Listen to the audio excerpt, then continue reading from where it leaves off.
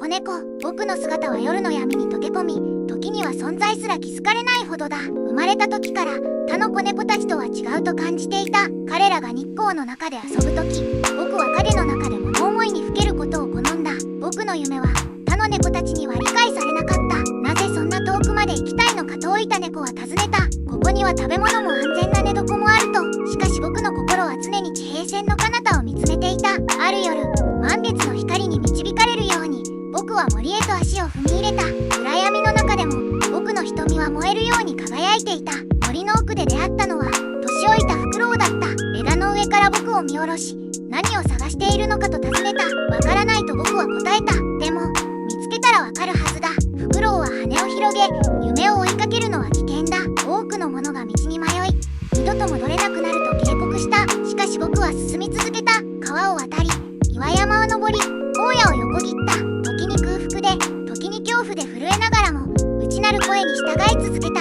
旅の途中、多くの動物たちと出会った。巣作りに忙しいリス、蜜を集めるミツバチ、獲物を追うキツネ。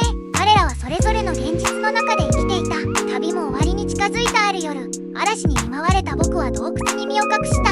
そこで目にしたのは洞窟の壁に映る自分自身の影だった。しかしその影は単なる黒い輪郭ではなかった。それは星々で満ちた宇宙のように無限の可能性を秘めていた。僕はその時悟った。探していたものは外にあるのではなく、自分の内側にあったのだと。夢の力とは見えない可能性を信じ、それを現実へと変える勇気だったのだ。帰路に着く僕の足取りは軽やかだった。同じ森、同じ川、同じ荒野を通りながらも全てが新しく見えた。生まれた場所に戻った僕はもはや以前と同じではなかった。僕の黒い毛並みは星明かりのようにかすかに輝き、僕の目には知恵が宿っていた。他の猫たちは僕の変化に気づいた。若い子猫たちが集まり尋ねた。どこへ行っていたの？何を見つけたの？